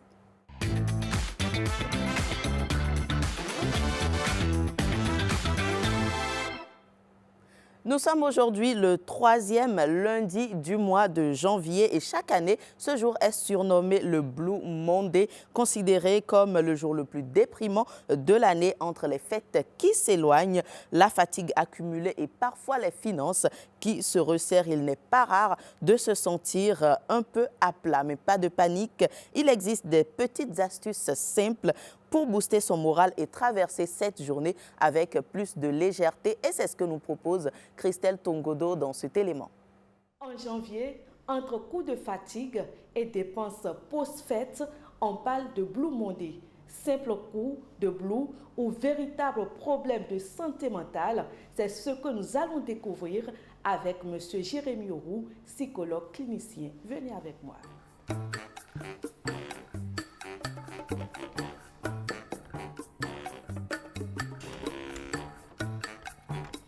Bonjour Monsieur Roux. Comment allez-vous? Ça va bien. Heureuse année. Merci. Ravi de vous revoir. Bienvenue chez nous à la clinique centrale de Calavi. Merci beaucoup. Bonne et heureuse année. Merci, heureuse année. Ça fait année. plaisir de vous revoir. C'est un plaisir, vous le savez. Alors, nous sommes avec vous aujourd'hui pour parler du Blue Monday, un concept assez spécial, peut-être pas connu sous nos cieux, mais c'est l'occasion pour nous de le découvrir avec vous. Le Blue Monday est-il une réalité ou un simple concept médiatique? Alors, d'où vient l'idée de Blue Monday? C'est un psychologue britannique du nom de Cliff Anaf qui s'est rendu compte que le 3e lundi du mois de janvier est le jour le plus contraignant. Les facteurs qu'il a retenus sont les suivants. La première chose, c'est la difficulté financière. Nous sommes 3e semaine du mois de janvier, lequel mois a été un mois de fête pour lequel on a déjà perçu les salaires et les revenus depuis le mois de décembre. Donc, du coup, vers le 19 ou 20, qui constitue le troisième lundi, les gens ne sont plus solides financièrement, les portefeuilles sont vides. Ça, c'était le premier facteur. Le deuxième facteur, il se fait que sous d'autres cieux, en Occident, c'est le moment où l'hiver atteint son paroxysme. Les gens ne peuvent pas sortir. Donc, tout le monde s'enferme chez lui. Et donc, lui, il a utilisé ça comme un concept commercial, marketing, pour inviter justement les gens à sortir faire le ski, ce qui constituait la seule distraction qui puisse exister en ce moment-là. La troisième chose, c'est qu'en début d'année, nous sommes nombreux à prendre des résolutions qui veut abandonner une addiction, qui veut laisser un comportement, la cigarette, l'alcool ou que sais-je encore. Maintenant, avec tous ces phénomènes que je viens de citer plus haut, il se fait qu'on retombe sur les travers et ça décourage tout ça. Donc l'un dans l'autre, il a fait des recoupements, il s'est dit le troisième lundi du mois de janvier doit être le jour le plus déprimant et qu'il faut que les gens sortent pour se distraire, pour prévenir justement de basculer dans la dépression totale et grave qui malheureusement ne sera pas facile à gérer. Alors, ce concept va être relayé par les réseaux sociaux et va devenir un véritable phénomène dont on parle justement aujourd'hui. Les dépenses après les fêtes influencent-elles véritablement les familles, notamment sur le plan moral? C'est une situation isolée. C'est seulement le mois de janvier qui a cette caractéristique. Tous les autres mois, on planifie ses dépenses et on couvre tout le mois. Donc, en principe, ça ne devrait pas être un véritable problème, sauf s'il y avait des antécédents au sein de cette famille-là ou au niveau d'une personne donnée. Est-ce que parler aujourd'hui du Blue Monday peut-il fragiliser certaines familles? En psychologie clinique, on dit que aucune situation n'a de valeur que ce que l'individu lui donne. Si des gens se disent ce jour-là est un jour ou le jour le plus déprimant, ça pourrait véritablement devenir un jour déprimant pour eux. Sinon, a priori, aucun jour n'est supposé avoir une quelconque coloration dans la vie d'un être humain. Ça dépend des événements, ça dépend des circonstances qui surviennent et surtout de l'interprétation que la personne en fait. Donc, si des gens en font un jour déprimant, oui, ça peut véritablement devenir un jour déprimant. C'est ça. Alors, comment distinguer un coup de blues d'une véritable dépression? Alors, la dépression véritable a des signes et des symptômes classiques. Et les premiers éléments qui constituent une triade, c'est l'insomnie. Lorsque la personne dépassée par les événements de la vie ne peut plus dormir, il y a un problème. Lorsque la personne dépassée par les événements de la vie n'a plus d'appétit, bascule dans l'anorexie, il y a un problème. Lorsque la personne, au décours des choses de la vie, ne peut plus se concentrer pour travailler, pour faire ses loisirs et les plaisirs, ça pose un problème. Donc, cette triade-là constitue déjà un élément évocateur d'une dépression à venir. C'est vrai que ce n'est pas encore la dépression grave, parce que quand on rentre dans la dépression, il y a des stades. Il y a le niveau primaire, le niveau secondaire, le niveau tertiaire. Mais lorsqu'on atteint le niveau tertiaire, c'est qu'on est en train de basculer progressivement vers la psychopathologie qui malheureusement est dangereuse. Le Blue Monday peut-il nous servir aujourd'hui à sensibiliser sur l'importance de la santé mentale ou la dépression? C'est important et c'est essentiel parce que notre société a changé de configuration. Les paradigmes de vie ont changé et nous ne nous sommes pas aperçus. Dans la société traditionnelle, lorsque quelqu'un traverse un événement douloureux, il y avait l'entourage qui se constitue spontanément. Donc notre société traditionnelle contenait cela. La société moderne dans laquelle nous sommes, c'est des familles nucléaires où on est là, isolé et on vit seul. De sorte que quand quelqu'un traverse une situation, il n'y a personne pour l'assister. D'où la nécessité de faire recours à des professionnels. Donc c'est important qu'on utilise des journées comme celle-ci, si c'est déjà reconnu comme une véritable journée, comme celle-ci, pour sensibiliser les uns et les autres sur leur santé mentale. Que de ne plus se faire des illusions, faire des confusions, croire qu'aller chez un psychologue, chez un professionnel, c'est péjoratif. Non. Ici, nous recevons beaucoup de personnalités, on ne peut citer personne, mais nous recevons beaucoup de personnalités, des cadres, des opérateurs économiques qui ont compris le bien fondé et l'apport de la psychothérapie dans ce qu'ils sont en train de faire. Donc, je pense qu'utiliser ce jour pour sensibiliser la population sur la nécessité de faire recours à un professionnel en cas de besoin, c'est par contre une très très bonne chose. Quels sont les signes qui doivent amener ou pousser les gens à venir se faire consulter? Alors, vous savez, notre société est très strétogène. beaucoup d'événements de la vie, le boulot, la famille, l'éducation des enfants, tout ça, ça crée énormément de stress. Lorsque la personne sent que son seuil de vulnérabilité, ce qu'on appelle communément son seuil d'acceptabilité est en train d'être dépassé, il vaut mieux consulter un professionnel.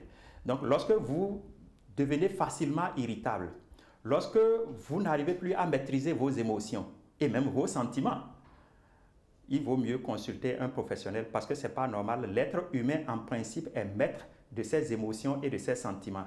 Donc, c'est des éléments de stress, c'est des éléments d'anxiété prolongée et qui devraient amener chaque individu à se dire non, je suis en difficulté, il vaut mieux faire recours à un professionnel. Au témoin d'un doute, il n'y a aucun lien à établir entre le Blue Monday et la dépression ou encore le stress, c'est ça? Je ne pense pas qu'il y ait un lien scientifique parce que même celui qui l'a inventé en 2005 a dit qu'il n'y a pas de lien scientifique. Donc on ne peut pas dire que le 3e lundi du mois de janvier est d'emblée un mois de dépression. Non, on ne peut pas le déclarer comme ça. D'accord. Vous l'admettez, le mal-être après les fêtes existe? Oui, on ne peut pas le rejeter d'emblée, on ne peut pas le refuter complètement. Il y a toujours ce malaise-là lié au fait qu'on n'a pas bien fait les planifications ou on a exagéré dans certaines dépenses parce qu'on était dans l'euphorie des fêtes de fin d'année. On devrait être prudent là-dessus. Quels conseils simples donner après les fêtes pour réduire le stress, la dépression et tout le lot? Alors, en toute chose, vaut mieux prévenir que guérir. Donc, la prévention sera très importante. La planification va nous aider à savoir que le mois de janvier est un long mois, parce que malheureusement, il va jusqu'au 31, et qu'on a perçu peut-être les payes et les salaires depuis le 20 du mois précédent.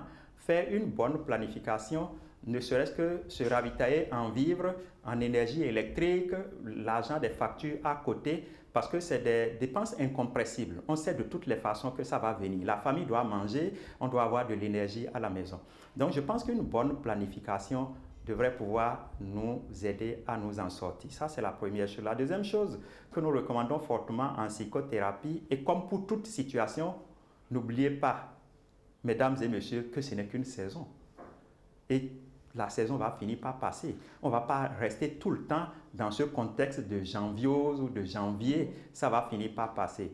Donc, lorsque nous concevons que ce n'est qu'une saison, c'est difficile, on ne mange pas bien, on n'a pas peut-être de l'énergie, on a coupé l'eau, on doit utiliser d'autres structures ou d'autres pistes pour nous ravitailler en eau potable à la maison, on doit se dire ce n'est qu'une saison. Et après une saison, c'est toujours une autre saison. Ça va passer. Vous venez certainement de l'entendre, le Blue Monday peut être une réalité, peut-être pas. De toutes les façons, ce que j'ai envie de vous dire, le mal-être existe après les fêtes et ce qu'il y a lieu de faire, c'est de ne pas se ménager pour aller en consultation. Dès lors que quelque chose ne va pas, les spécialistes, à l'image de M. Oro, sont là et prêts à vous recevoir. Je vous remercie. Merci également à vous, Christelle, pour ces infos très, très importantes. Donc, si vous souffrez potentiellement du Blue Monday, comprenez qu'on peut s'en sortir et ce n'est pas la fin du monde. Merci encore pour ce sujet d'intérêt. Place à présent à Éducation aux médias. Notre expert du jour a beaucoup à nous livrer.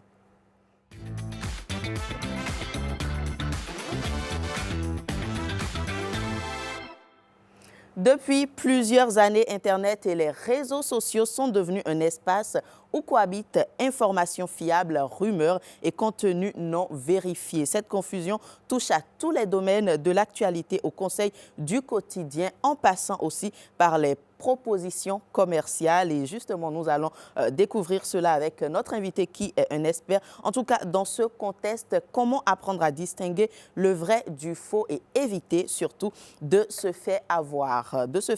Nous en parlons avec un spécialiste du digital, Gérier Dabolino. Bonjour et bienvenue. Bonjour Jennifer.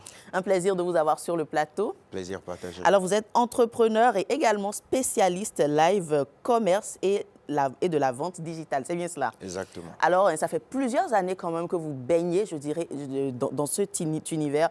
Des informations, vous en consommez tous les jours, mais vous en diffusez également. Évidemment. Alors, quel est, je dirais, le pont entre la vraie info et la fausse info? Alors, le pont, il est vraiment, vraiment fin. D'accord. D'accord. Dans la simple mesure où aujourd'hui, étant donné que nous consommons énormément d'informations, tout peut se dire sur Internet, tout peut s'inventer sur Internet. Et donc, à partir de ce moment, il faut que chacun puisse prendre la responsabilité de faire le tri entre ce qui est bien à consommer et ce qui ne l'est pas. Alors, clairement, il s'agit en fait d'éduquer les uns et les autres sur le fait que ce n'est pas tout ce qu'on voit sur Internet qui est crédible. Et d'ailleurs, ce qui est important à souligner, c'est qu'aujourd'hui, si j'ai envie de dire nos parents, les personnes d'un certain âge qui n'ont pas eu malheureusement la grâce de naître ou de vivre ou d'apprendre les bonnes habitudes concernant Internet, sont surtout les victimes de cela aujourd'hui. Et il faudra que chacun puisse se mettre au pas, comme on le dit. Alors déjà, comment faire le tri? Comment je reconnais une fausse info? Est-ce qu'il faut se fier à son instinct ou est-ce qu'il faut peut-être checker? Comment ça se passe? Alors, il y a des canaux officiels, d'accord? Il y a des informations qui émanent généralement de canaux officiels. Il faut déjà apprendre à distinguer les canaux officiels de ceux qui sont officieux. Sur Internet, on voit de tout et en réalité, il faut pouvoir voir la source de l'information. Si je vois une information sur Internet, il faut que j'aille déjà voir qui diffuse l'information. Est-ce que c'est une chaîne de télévision qui diffuse l'information?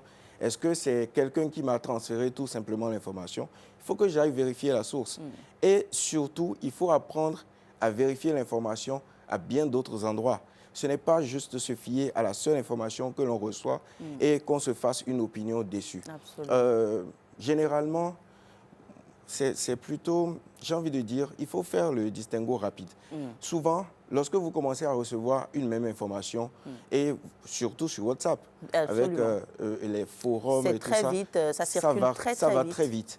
Donc, si vous recevez les informations et que vous vous rendez compte que c'est largement diffusé, souvent vous allez le voir publié ou diffusé plusieurs fois, partagé plusieurs fois. Il faut savoir prendre ces informations avec pincettes. Il faut apprendre à aller également sur Internet soi-même, faire des recherches. On a plusieurs moteurs de recherche aujourd'hui qu'on peut exploiter. Si vous avez des doutes par rapport à une information, allez checker cela. Et également, quand je parle de canaux officiels, il y a également, par exemple, les badges vérifiés que nous retrouvons sur certains canaux qui nous permettent d'accorder un certain crédit aux informations.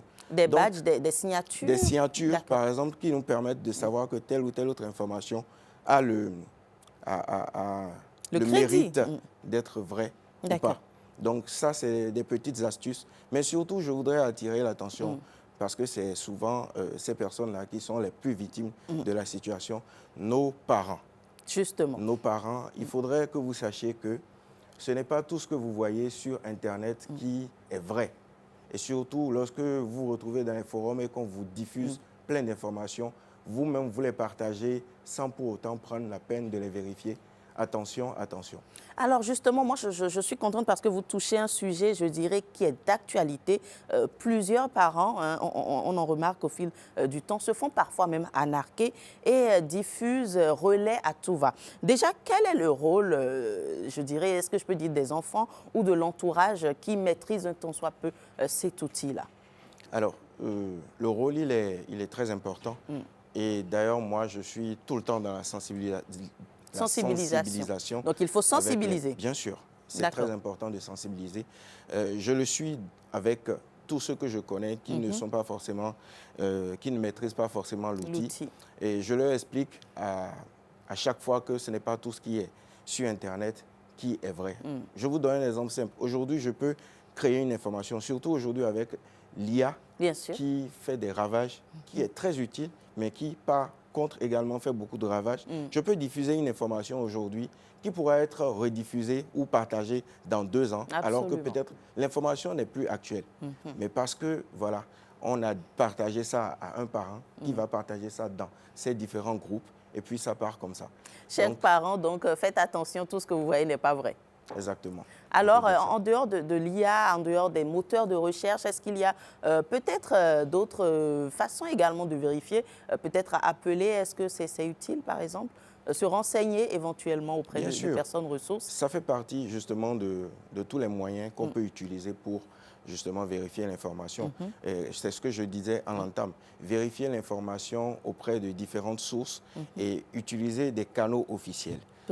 Les badges aujourd'hui nous permettent de savoir si tel ou tel autre canal ou tel autre journal ou je ne sais pas trop, site internet est vérifié. Il faut savoir connaître, il faut savoir s'abonner aux bonnes adresses pour éviter justement de consommer tout et n'importe quoi au quotidien. D'accord. Et justement, qu'est-ce qui peut expliquer le fait parfois qu'on le remarque lorsqu'une info, on découvre après que c'est faux, mais on a le temps de largement partager et quelquefois même ça devient viral.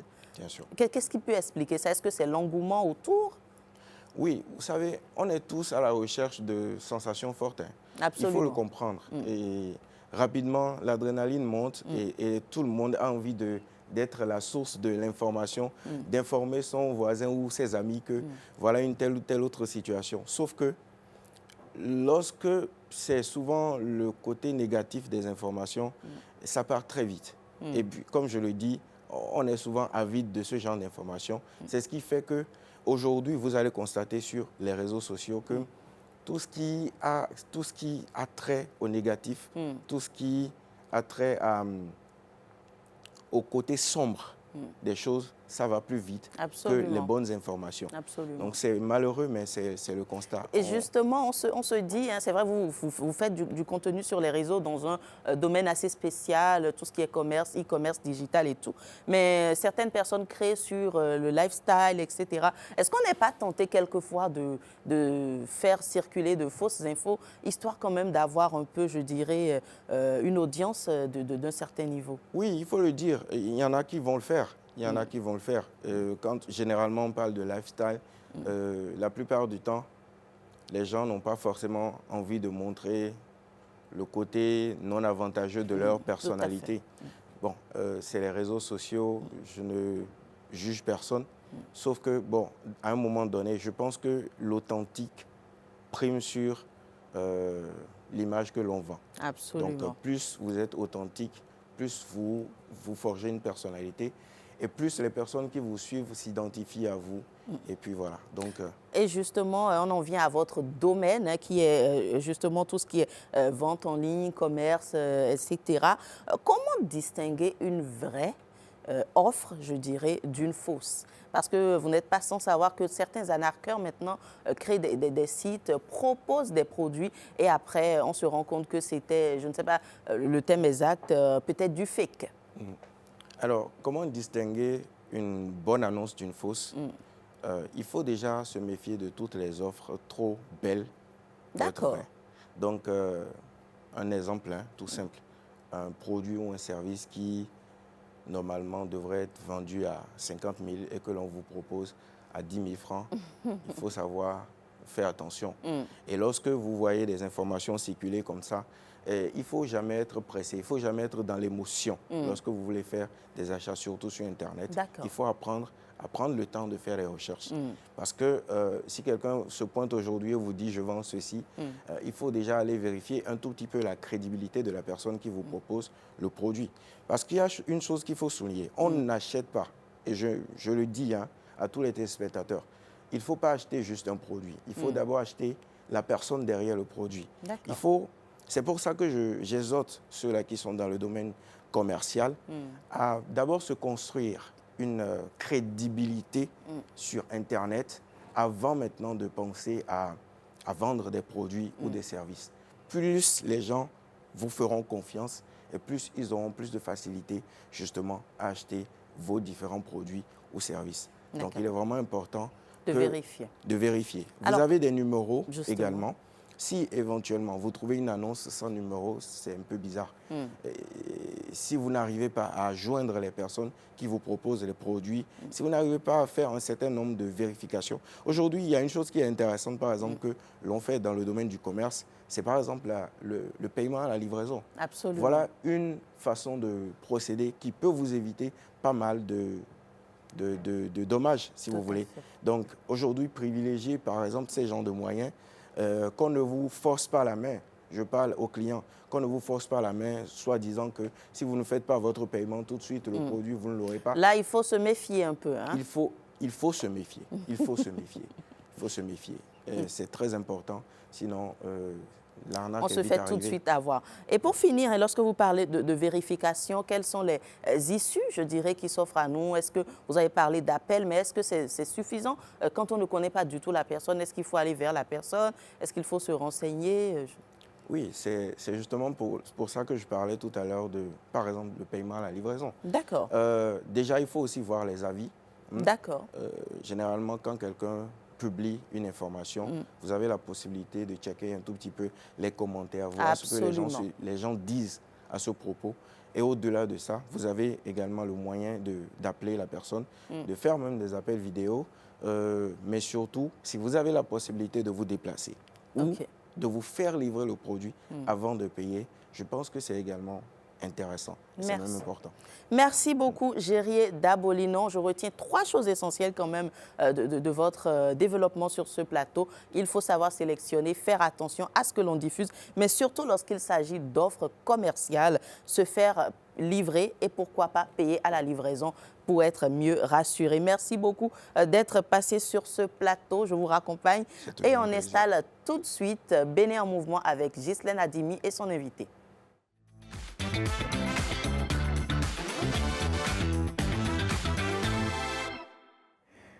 Ghislaine Adimi qui s'installe donc avec son invité. Oui, je vous faisais la place tout à l'heure parce que je sais que vous allez me rejoindre.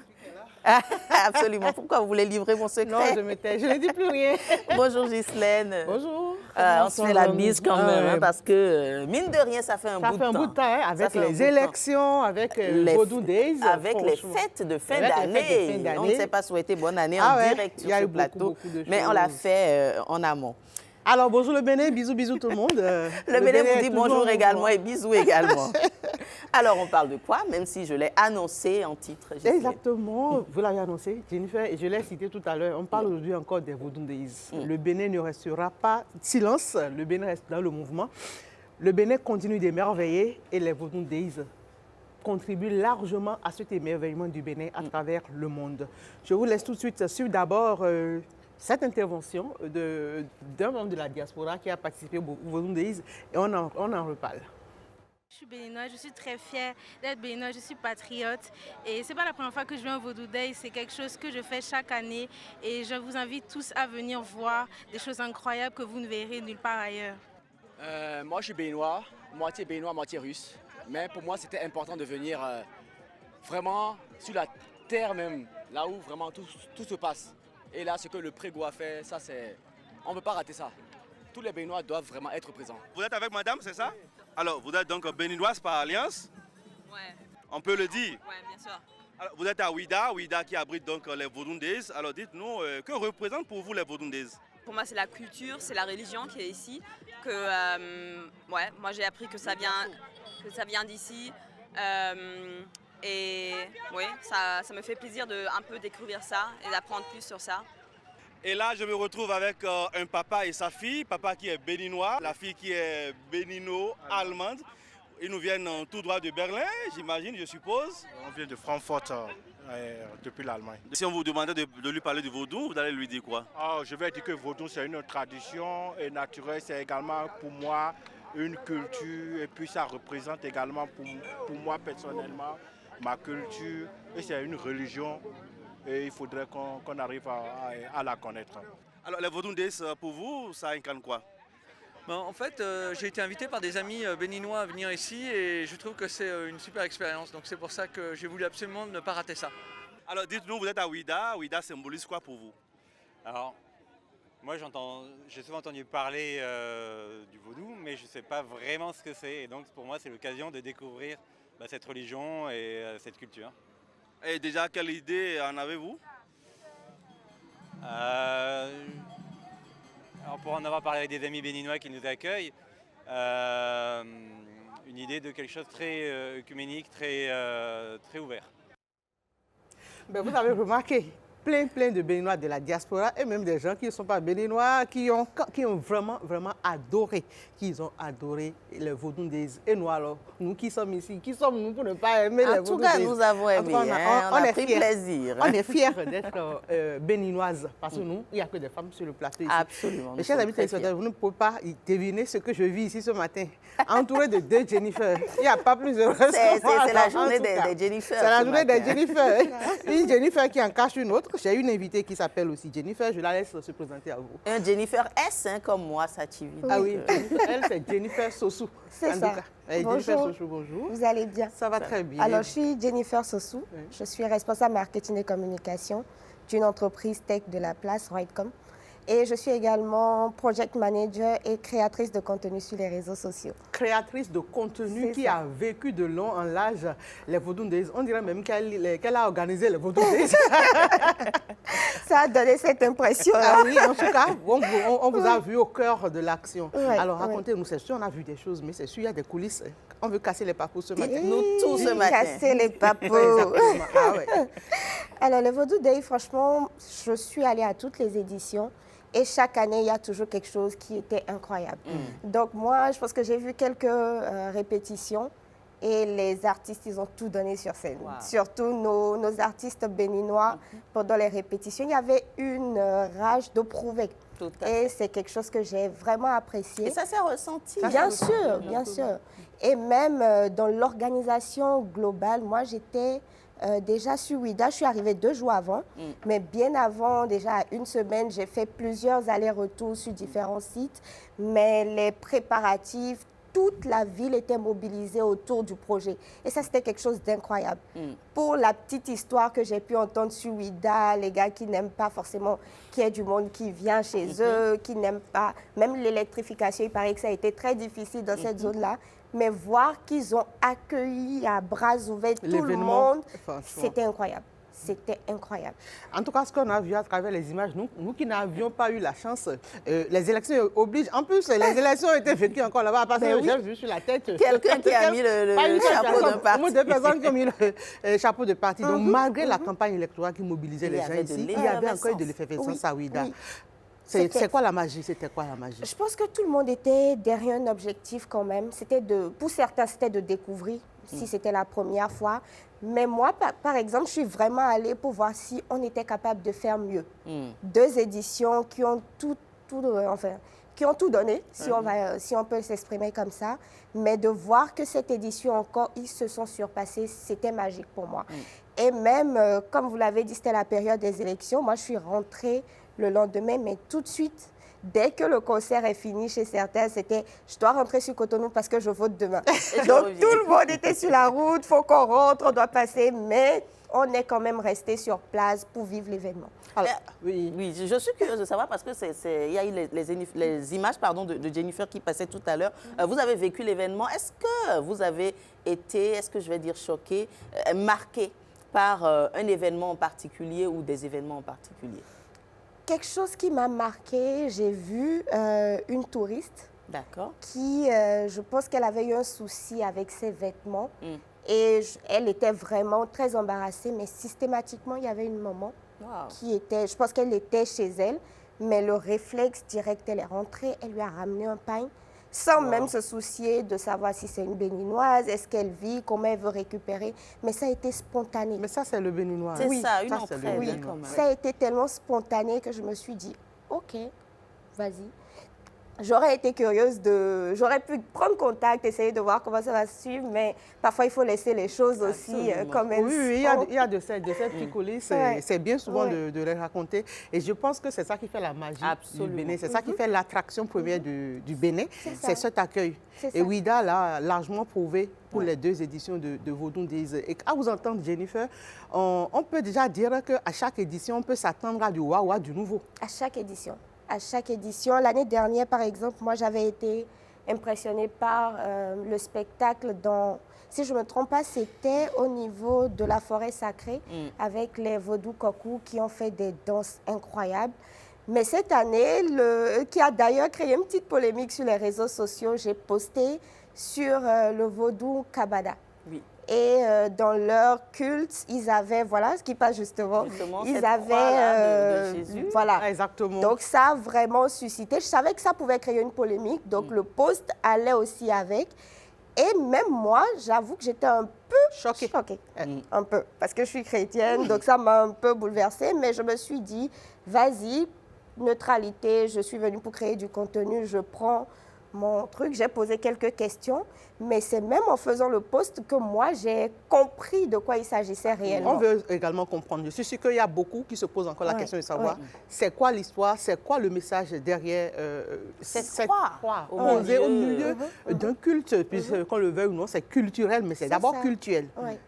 Alors, je ne pourrais pas certifier que c'est la bonne version, parce que même moi, je l'ai lu dans les commentaires, je n'ai pas encore eu le temps de vérifier. Il y a eu beaucoup de suppositions, d'explications, mais celle qui est revenue le plus souvent et celle que je retiens, ils ont justifié la présence de la croix en disant que c'est un culte qui rend hommage aux personnes qui sont décédées dans des situations atroces. Donc incendie, accident, mais vraiment des situations horribles que personne n'aimerait vivre. Et pour eux, le premier qui aurait vécu cela, c'est Jésus. C'est pour ça qu'il y a cette croix-là pendant leur mythe. Je ne sais pas si elle est réelle comme explication parce que je ne me suis pas réellement rapprochée des adeptes de ce culte-là, mais c'est ce qui est revenu le plus longtemps dans les commentaires. Bon, moi, je pense que on peut quand même prendre ça comme ça et ça s'explique. Ça permet quand même de montrer cette cohésion, cette cohabitation pacifique que nous essayons d'entretenir avec nos cultures. Et puis, qu'on le veuille ou non, les cultes endogènes reconnaissent que il n'y a qu'un seul Dieu, mais il y a plusieurs chemins pour atteindre ce Dieu. Et c'est le chemin. Pour moi, quand j'ai vu, je me suis dit, c'est peut-être leur façon à eux de dire, c'est lui que nous vénérons. Et voilà comment nous, on décide de le vénérer. Absolument. Pas pour les justifier aussi. Bien sûr, bien sûr. Peut-être qu'on trouvera un jour quelqu'un, une voix autorisée qui va mieux nous expliquer nous donner des détails. Tout ceci. Alors, dites-nous, Jennifer, votre satisfaction, est-ce que ça se lit sur votre visage? Aujourd'hui, si on vous demandait de peindre les Vaudou-Days, on peindrait les Vaudou-Days à la couleur rouge, la couleur vive. Vous, quelle couleur vous donneriez de plus? Au-delà même du rouge, moi je mettrais aussi du vert. Du vert? Du vert parce que espoir, c'est ça. Pendant les Vaudou-Days, j'ai vu quelque chose d'incroyable. Franchement, j'ai été émerveillée pendant ces 3 jours. Et je me suis projetée en me disant c'est la 3e édition. Donc, elle est supposée avoir lieu chaque édition. Donc, si à chaque fois on mettait cette même énergie, voir comment la ville s'est remplie, mais je peux vous dire, les navettes qui se faisaient avec les Gozem, que ce soit les tricycles ou même les bus, c'est incroyable. Trouver un véhicule en ligne était devenu compliqué à oui, cette période-là. bien sûr, c'était compliqué. En tout cas, même les tricycles étaient disponibles. Ils ont fait une belle histoire. Oui, même les M locaux, ils ont fait du chiffre. Même s'il y a eu de la surenchère, mais je pense que c'est normal. C'est aussi, ça n'arrive que 3 jours dans l'année chez eux. Il faut quand même permettre ça aussi. C'est une seule saison. C'est ça, et ça revient à l'année prochaine. Et autre chose, moi, que j'ai remarqué, je ne sais pas si c'est une bonne lecture, vous allez m'expliquer. J'ai eu l'impression qu'on a eu assez de touristes, qu'on a eu plus de touristes que les précédentes éditions. Mais je ne sais pas si c'est vrai, parce que vous avez fait toutes ces éditions. Est-ce que c'est cela? Alors, je ne saurais pas dire en termes de chiffres. D'accord. Mais visuellement et même avec les différents échanges que j'ai pu avoir, ça me donnait également cette impression-là. Surtout qu'il y a eu beaucoup de personnes reconnues, que ce soit venues de l'Europe, des États-Unis, des Antilles, mais franchement, des stars qui sont venus aussi. Absolument, et qui se sont amusés. Oui, tranquille, ils se sont promenés dans les rues de Ouidah avec tout le monde. On a vu sur les réseaux sociaux. Exact, les réseaux de coups. Mais elle était là. C'était vraiment à Monda. Oui, bien sûr. Oui, bien sûr. On se dit, le Bénin est parti, hein, le Bénin est parti. Moi, je suis même tombée sur un wine reine antillaise. Ah oui? Oui, ils étaient là. Il y a eu une délégation également de la Guadeloupe, si je ne me trompe pas, qui est arrivée, mais c'était très beau. C'était très beau. Le mixage avec leur culture et ce que nous faisions. Chacun qui essayait aussi d'expliquer à l'autre pourquoi c'est comme ça chez nous et pas chez... Mais vraiment, c'était un partage extraordinaire. Alors, en termes de Bénin et destination Bénin, on peut aujourd'hui dire que Vodou Ndeyi, c'est une signature. Hein? C'est une signature, absolument. Et je pense qu'il y a énormément d'événements aussi qui vont dans ce sens-là, qui pourraient être promus aussi davantage. On a la Gani, il y a le festival de masques de Porto. Donc, c'est des événements. Il faut qu'on puisse commencer à donner un peu plus d'ampleur. On compte sur vous. Vous la bien sûr, bien sûr. J'ai fait le festival du masque. Si les Vodou Ndeyi ont porté autant, je pense que c'est l'effet, tout ce travail que vous avez fait lors des autres éditions, qui ont valorisé l'événement. Et ceux qui n'étaient pas là l'année dernière, parlant des touristes, bien sûr, se sont dit, il faut que j'aille vivre ça. Et c'est l'arrivée de ces touristes justement qui grandit davantage l'événement, si je ne me trompe pas. Il faut dire que le gouvernement aussi met vraiment les moyens et est très exigeant sur tout ce qui sort. Parce que moi, personnellement, j'ai été contactée directement par Bénin Tourisme. Donc, il y avait toute une ligne éditoriale à suivre. Donc, il y avait de l'exigence quand même dans le contenu qu'il fallait produire. J'étais bien contente que ça satisfaisait le public. La rigueur qui accompagne. Énormément de rigueur. Pour publier. Oui, énormément de rigueur. Vous avez été bien payé aussi, je pense. Confidentiel.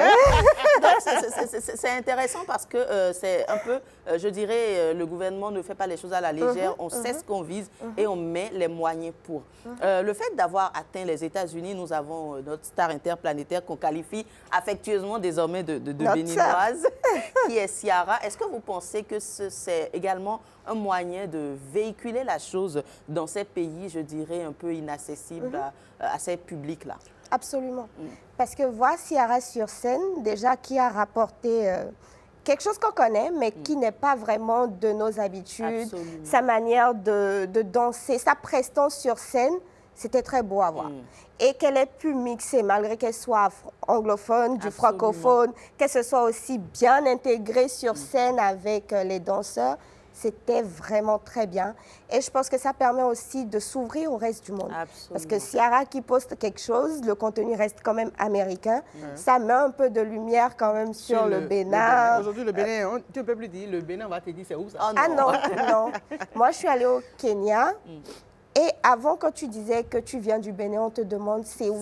Et tu es obligé de dire soit tu es à côté du Nigeria ou la Côte d'Ivoire. Mais aujourd'hui, quand tu dis le Bénin, quelqu'un a toujours une référence sur le Bénin. Absolument. Et ça, c'est très beau. Avant, quand on disait pays du vaudou, c'était un peu péjoratif. Absolument, mais maintenant, ça change. Ça change. Avec ce travail qui est fait. Bien sûr, ça change. Et même chez moi, ça a bien changé parce qu'on se rend compte, en fait, d'après ce que j'ai pu comprendre, en fait, le vaudou n'est pas méchant.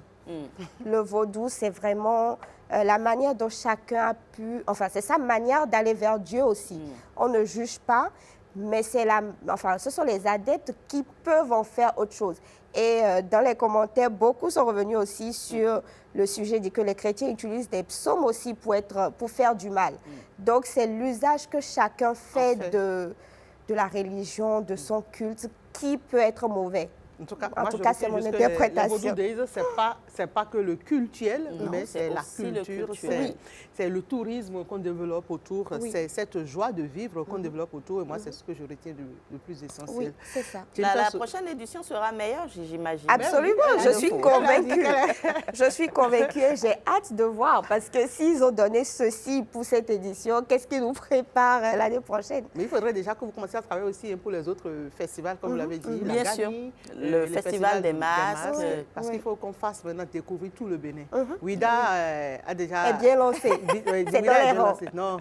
Ouida est parti. Ouida est parti déjà. Mais il faut qu'on lance aussi les autres. Et je pense qu'ils sont quand même dans la lancée. Ça devrait aller. En tout cas, Jennifer Sossou, merci beaucoup. On a eu du plaisir à revivre les Vodou Ndeyi avec vous. Parce que vous voir, vous réjouir de tout ce que vous avez vécu, nous fait nous réjouir aussi également. Oui. Je rappelle, Jennifer, Miss Jen, je vous fais un tout petit peu de pub Miss Jen sur les pages pour suivre. Pour ceux qui n'ont pas pu suivre les Vodou Ndeyi, je pense qu'il faut s'abonner sur vos différents comptes et voir un peu ce que vous proposez. Les belles images. Insta, TikTok, Facebook, je suis là. Merci beaucoup. On va vous reprendre souvent sur ce plateau pour d'autres sujets culturels. Avec plaisir. Merci Jennifer Sativi, j'étais à Ouida. Alors, Jennifer Sativi, oui, merci également pour nous avoir offert... ce plateau. Moi, j'ai pris plaisir parce que j'ai découvert ce que je n'ai pas vécu. Donc, merci plutôt à vous et merci à votre invité. Je vous raccompagne. Oui. On se retrouve demain avec un autre sujet, toujours avec le même plaisir. Merci beaucoup. Merci Ghislaine et merci Jennifer. Place à présent à la revue de presse avec Marcel Arrossi qui est déjà sur ce plateau.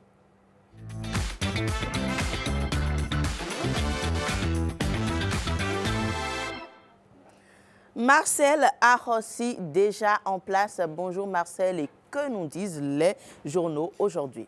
Bonjour Jennifer, bonjour à tous. Écho des résultats des législatives du 11 janvier 2026, la presse du jour parle d'une assemblée pleine, mais politiquement vide de contradictions. La 10e législature sera sans partage. L'Union progressiste, le Renouveau et le Bloc républicain raflent tout, révèle le quotidien La Presse du jour. Les 109 sièges, pas un de plus, pas un de moins.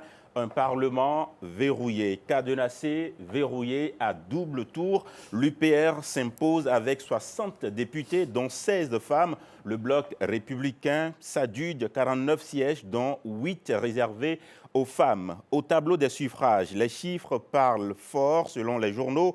Plus d'1 120 000 voix pour l'Union progressiste, le Renouveau, plus d'1 million pour le Bloc républicain, un raz de marée électorale qui ne laisse aucune miette aux autres formations comme les démocrates, la FCBE, Moël Bénin, hors jeu, tout simplement.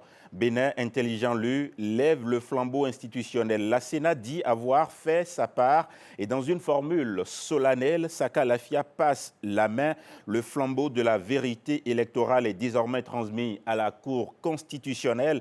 En attendant, appel au calme, à la tempérance, au respect sacré des institutions. Mais le fond est déjà clair. Le Parlement à venir sera à 2 voix et une seule tonalité politique. La Nouvelle Tribune enfonce le clou et va oser le mot. L'opposition est absente, comme un air de déjà-vu. 2019-2026, même scénario. Une assemblée dite monocolore qui refait surface après une brève parenthèse pluraliste. Les chiffres sont implacables. Les démocrates pourtant crédités d'environ 17% et près de 450 000 voix échouent au seuil fatal. Pas de 20% dans les 24 circonscriptions. Résultat, 0 député, 0 siège, 0 voix à l'hémicycle. Fraternité prend de la hauteur et parle d'un mot lourd de sens, l'effondrement. Au-delà des résultats, le journal ausculte les causes.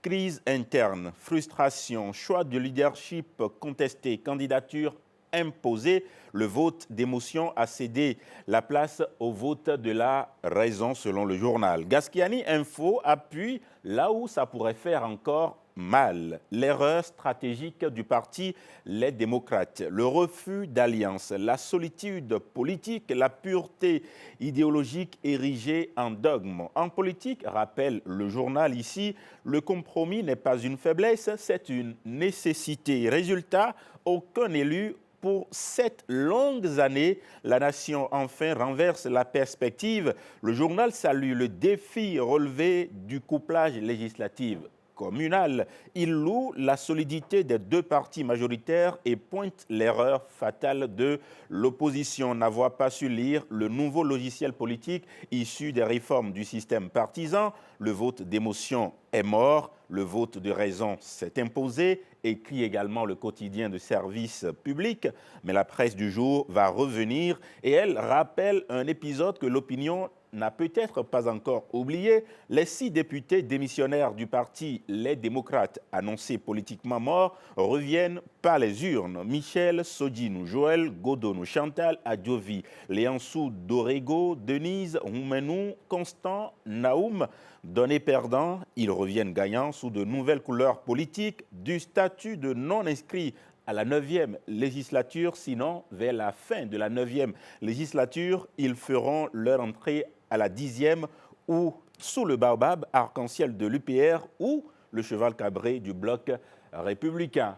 Un tour très riche en tout cas et varié. Merci beaucoup Marcel pour le travail de fond et la diversification. On se retrouve demain, n'est-ce pas? Avec le même plaisir. Toujours avec le même plaisir et c'est ici que s'achève cette émission, votre matinale. On vous retrouve demain, toujours avec le même sourire. En attendant, gardez le sourire. À très bientôt.